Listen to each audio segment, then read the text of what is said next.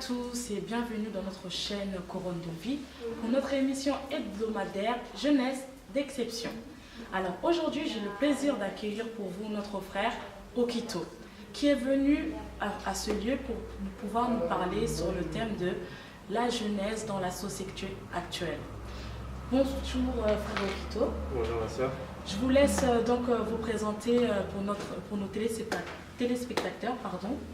Donc je suis frère Okito. Donc je suis un frère à l'église de la Pierre Angulaire. D'accord. Où je sers Dieu là-bas. Ok. Sans discrétion, est-ce que nous pourrons savoir votre âge? J'ai 31 ans. Ok, il n'y a pas de problème. Donc comme je le disais, vous êtes venu à ce jour pour nous parler sur la jeunesse dans la société actuelle. Oui. Mais avant de commencer ce sujet, moi j'ai une question pour vous. Tout d'abord, qu'est-ce que c'est qu'un chrétien? Un chrétien, c'est quelqu'un qui a donné sa vie au Seigneur et que dans sa manière de suivre le Seigneur, il obéit à la parole de Dieu. Amen. Donc il donne tout son cœur et tout son être dans un engagement sincère envers Dieu. Donc c'est ça un chrétien, tout simplement parce que chrétien c'était un disciple de Jésus-Christ. Donc c'est simplement cela qui suivait les enseignements de Jésus-Christ et en suivant les enseignements de Jésus-Christ, ressemblait à Jésus-Christ. D'accord. Voilà. Et très bien, pour moi je suis très satisfaite de la réponse.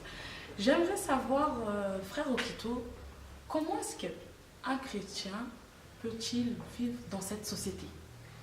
Aujourd'hui, vivre dans cette société est vraiment très difficile pour les chrétiens et surtout beaucoup pour les jeunes. Parce que quand on est jeune, on a une tête et elle se remplit. Et elle se remplit de beaucoup de choses. Il y a aussi le monde qui remplit notre tête et il y a aussi ce qu'on reçoit du Seigneur. Et quand on va recevoir beaucoup de choses, on risque de se perdre. On ne sait pas. Tous les jeunes ne savent pas forcément qu'est-ce qu'ils doivent prendre et qu'est-ce qu'ils ne doivent pas prendre. Exactement. Et un chrétien aujourd'hui, dans le monde actuel, il doit apprendre à discerner qu'est-ce qui est bon et qu'est-ce qui est mauvais pour lui. Il doit discerner quelle est la volonté de Dieu. Parce que la Bible dit de ne pas se conformer au siècle présent. C'est-à-dire qu'il y a beaucoup de choses dans le siècle qu'on vit qui essayent de nous transformer et nous créer une inimitié envers Dieu. Parce que la Bible dit que l'amour du monde, c'est inimitié envers Dieu. Donc la première chose qu'un chrétien doit avoir, c'est avoir le discernement pour savoir qu'est-ce qui est bon pour lui et qu'est-ce qui n'est pas bon pour lui dans l'époque actuelle. Discerner la volonté de Dieu et chercher à être bon, agréable et parfait devant Dieu. Donc on peut dire en gros que la société peut être un danger pour le jeune chrétien. Oui, la société est un très très très grand danger parce que les chrétiens, les jeunes, surtout les jeunes en particulier, les jeunes agissent surtout par imitation et identification. Et le monde actuel, ce qu'il propose, c'est qu'il propose beaucoup de gens dans lesquels on va s'identifier, qui n'ont pas les valeurs que nous, chrétiens, que nous avons, c'est-à-dire la parole de Dieu. Donc toutes les stars d'aujourd'hui, ils ont tous des valeurs différentes, que ce soit l'impudicité, la drogue, la fête, la rébellion, l'homosexualité. Et les jeunes agissent par imitation. Un basketteur aura beaucoup d'influence parce qu'il fait tout ce qu'il fait, on va les imiter. Si on voit une star de musique, sa vie c'est la débauche, donc on va vouloir s'identifier et donc on va imiter. Donc voilà, c'est un des gros dangers. C'est un des dangers parmi tous les autres que la société propose. Et il y a aussi, il y a beaucoup, parce que la vie c'est simplement difficile et donc la vie, il y a beaucoup de dangers dans tout genre. Mais alors, pour vous, qu'est-ce qu'il faut faire en gros pour, comment dirais-je, essayer de ne pas détourner de ce chemin justement que le jeune a choisi de, on va dire, servir Dieu? Qu'est-ce qu'il faut faire? Pour moi, la première chose qu'un jeune doit avoir en tête, c'est qu'il doit avoir en tête que les choses de ce monde sont passagères.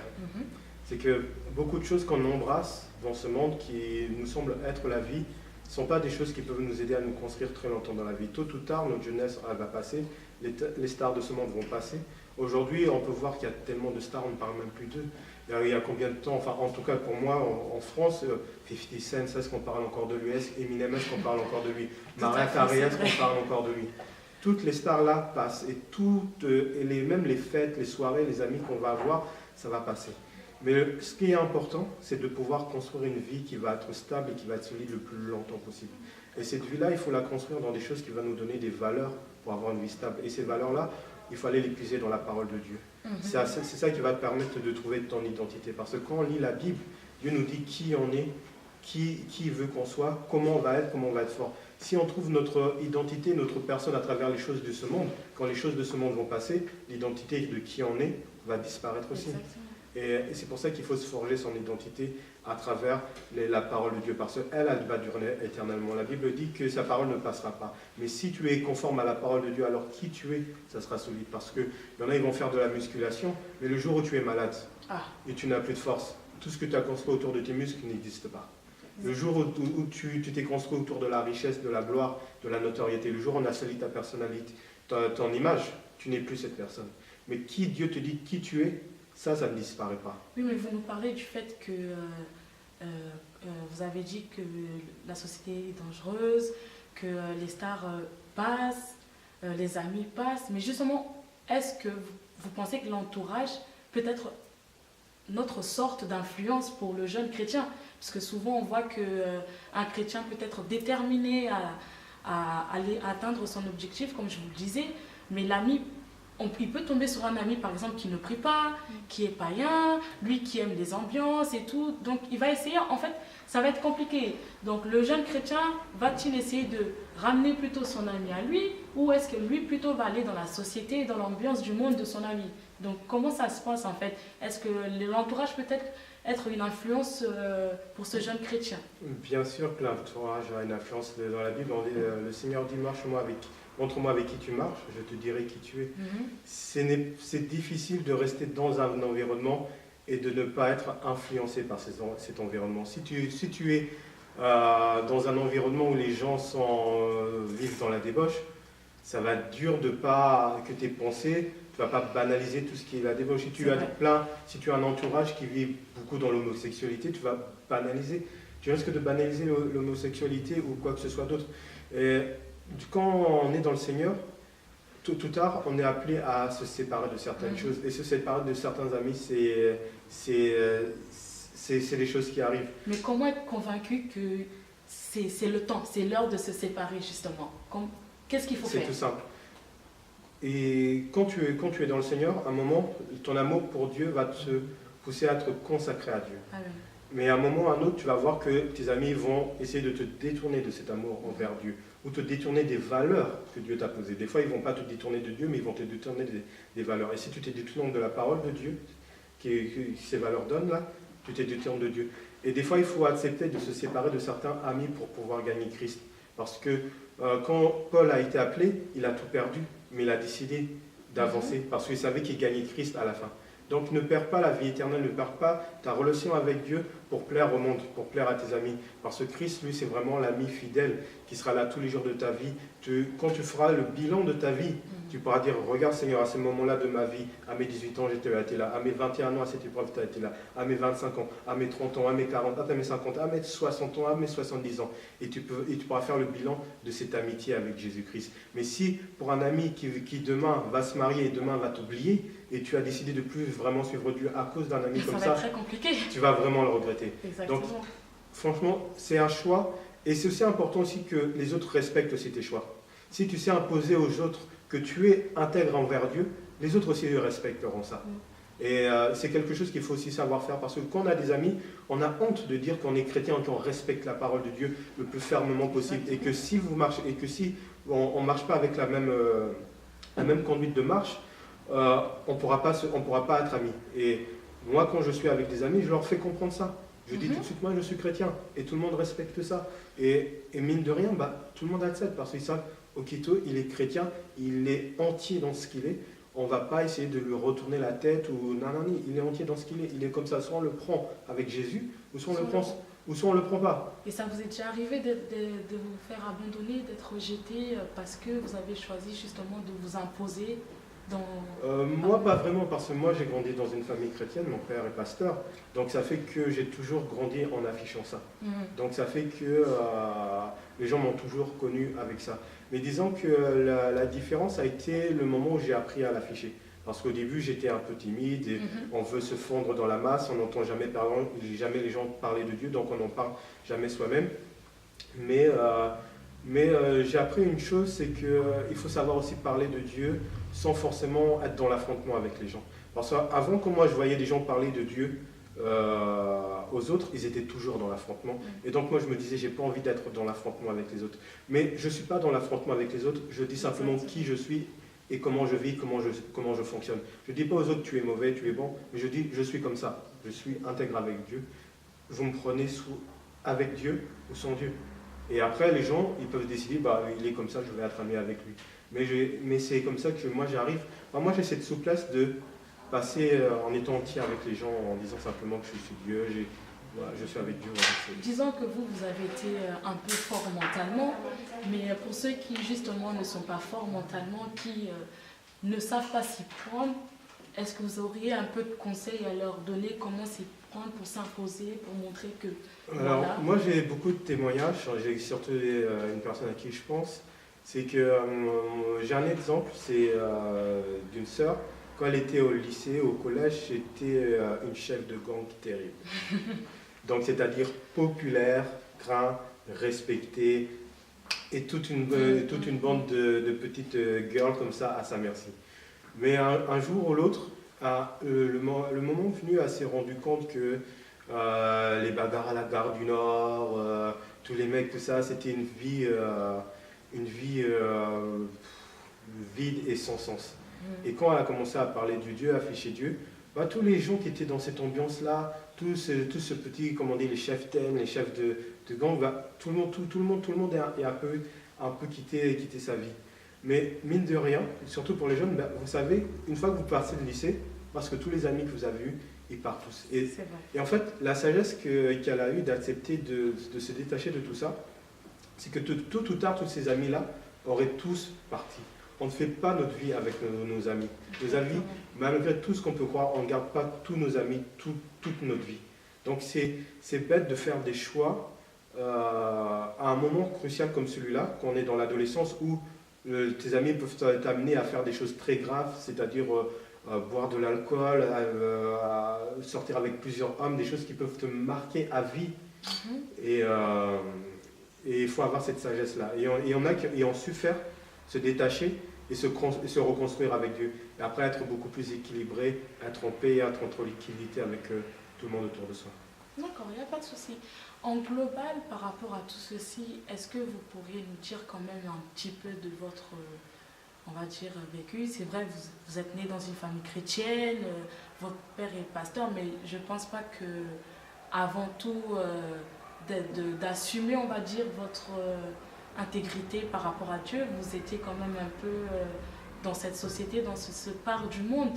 Donc, qu'est-ce qui a déclenché en fait votre changement? Qu'est-ce qui a fait que vous dites que non, moi, Okito, je veux rester dans ce chemin-là, je désire aller de l'avant pour servir, en gros, votre petit témoignage pour que ça puisse aider ceux qui sont perdus et ceux qui n'y arrivent pas, quoi. D'accord. Alors, moi, mon témoignage, comme vous le dites, des fois on est enfant de pasteur, mais la rencontre avec Jésus-Christ, on ne l'a pas forcément toujours eu tout de suite. Donc je suis enfant de pasteur, donc j'ai toujours grandi dans les choses de Dieu en étant chrétien. Mais je n'avais pas eu cette grâce d'avoir eu cette communion personnelle avec Dieu. Et en fait, la chose qui a changé ma vie, en fait, c'est que moi, dans mes études, j'ai eu beaucoup de difficultés, j'ai eu mais vraiment beaucoup d'échecs. Et un jour, j'étais arrivé à un point où je ne savais pas qu'est-ce que ma vie allait devenir, où j'allais être, qu'est-ce que j'allais faire de ma vie. C'était comme si demain, c'était le néant, c'était le chaos, et j'avais une peur terrible de la vie. Je ne savais pas qui j'étais, qu'est-ce que j'allais faire. Et un jour, je me suis dit, je vais prendre le temps de prier. Et je vais recommander à Dieu ce problème. Et pourtant, avant, je ne priais pas tellement. Je priais bien à l'église, les petites prières familiales que mon père faisait. Et ce jour-là, quand j'ai commencé à prier, dans ma chambre où j'étais, j'ai senti cette présence d'amour qui a commencé à m'envahir. Et j'ai entendu Dieu commencer à parler dans mon cœur, commencer à me parler dans mes pensées. Et Dieu commençait à me dire, Okito, pourquoi tu pleures? Et là, je ne comprenais pas. J'étais là, j'étais ému, il me disait, Okito, pourquoi tu pleures? Après, il disait, mais je suis là, j'ai toujours été là. Et après, il a commencé à me parler, de beaucoup de choses, il a commencé à parler de mon cœur.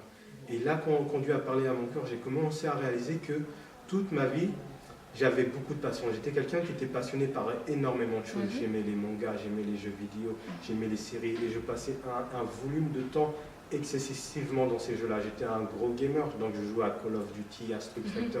Moi, j'avais ce don-là de mettre toutes mes capacités pour être le meilleur gamer dans quelque chose. Et je me suis rendu compte que tout l'amour que je donnais à quelque chose, à toutes ces choses autour de moi, ne me rendait pas cet amour. Je donnais de l'amour au manga, mais les mangas ne me parlaient pas quand j'avais des épreuves. Je donnais mon amour aux séries, mais les séries ne me parlaient pas. Les jeux vidéo ne me parlaient pas. Et je me suis rendu compte que tout cet amour que je donnais aux choses autour de moi ne me parlait pas. Mais Dieu, quand je lui ai donné mon temps, je lui ai donné de ma personne, il me parlait, il me conseillait. Et j'ai compris que je donnais en fait de l'amour à une statue. Alors que quand tu donnes ton amour à Dieu, tu donnes ton amour à un être qui est capable de te parler, de te réconforter et de toucher ton cœur. Et c'est à partir de ce moment-là que j'ai compris que toute l'énergie que je donnais autour de moi dans des choses qui ne me répondaient pas, qui ne me parlaient pas, qui ne soignaient pas mes cœurs, pas mes blessures, ça ne servait à rien. J'ai préféré tout donner à un Dieu qui pouvait répondre à mes blessures plutôt qu'à des choses qui ne me répondaient pas. Et j'ai trouvé qu'en Dieu, je trouvais mon identité, je trouvais de l'assurance, je trouvais un plan pour ma vie, je trouvais un compagnon qui me relevait, qui me parlait, qui me conseillait. Et tout cet amour-là, j'ai arrêté j'ai arrêté de m'investir dans les jeux vidéo, dans les mangas, même si j'en lis toujours un peu parce que j'ai envie de finir les histoires que j'ai commencé à lire. Je suis toujours attaché à Dragon Ball Z, tous ces genres de choses. Mais les séries, j'ai arrêté de suivre les séries, toutes de choses, et j'ai commencé à lire la parole de Dieu. Et là, je trouvais du sens à ma vie. Vous êtes un peu détaché de tout ce qui était du monde et plus rapproché de la spiritualité. En fait. Voilà, par cela, je me rapprochais d'un être et je ne me rapprochais pas d'une passion quelconque. Donc, mon conseil, c'est que donnez votre amour à Dieu parce que c'est un être qui sait vous répondre aussi également. Et ce n'est pas quelque chose qui ne vous répondra pas le jour de la détresse. D'accord. On arrive bientôt à la fin de notre émission. Je ne sais pas si vous, le frère Okito, vous avez encore un petit dernier mot à dire avant que nous puissions rendre l'antenne. Donc le dernier mot à dire, surtout pour la jeunesse, c'est que aujourd'hui, je sais que les jeunes vivent dans une époque qui va à 100 à l'heure. Quand aujourd'hui j'entends les témoignages de beaucoup de jeunes qui ont à peine 19 ans, hommes ou femmes, que ce soit ce qu'ils ont vécu dans les gangs, ça veut dire il y en a qui ont déjà eu des nombres de partenaires sexuels importants, il y en a qui se sont déjà battus jusqu'au sang, qui ont déjà fait de la prison, des choses inimaginables. Et aujourd'hui, le témoignage quand j'entends des jeunes, je vois qu'ils sont allés vachement loin dans beaucoup de choses. Et il n'y a pas beaucoup de gens de notre plus âgés. On n'est pas tous forcément capables de comprendre ce que vous vivez dans ce monde-là parce que c'est beaucoup de choses que les gens font en cachette. Et ça n'arrive pas aux oreilles. Mais quand après les gens ils te disent tout ce qu'ils ont vécu, il y a le choc. Tu es choqué, tu te dis mais attends, tu étais là à côté de moi, tu vivais tout ça. Et ce que moi j'ai envie de dire à tous ces jeunes qui, dans ce monde qui est un peu perdu, il y a en Dieu vous pouvez trouver des vrais repères. C'est parce que les amis que vous rencontrez au lycée, au collège, qui vont vous donner des repères bien pour votre vie. Et c'est en Dieu que vous pouvez trouver des repères et des fondements pour être quelqu'un de bien, avoir une vie bien, avoir une vie saine, une vie équilibrée, une vie, et ne pas détruire votre cœur et ne pas détruire votre manière de penser. Et c'est vraiment en Dieu que vous allez trouver une paix, un équilibre, une joie de vivre, une vraie satisfaction de votre vie. Tout le reste, ce sont que des feux de paille. Et c'est vraiment en Dieu que vous devez vous confier. D'accord. Je ne sais pas si vous avez été édifié. En tout cas, moi, j'ai été édifié. Je remercie le frère Okito d'avoir répondu à mon invitation et de nous avoir exhorté sur pas mal de choses, sur notre thème qui est la jeunesse dans cette société. Je vous dis à plus tard, que Dieu vous garde et soyez bénis. On se donne rendez-vous pour notre prochaine émission. Bye bye. Merci.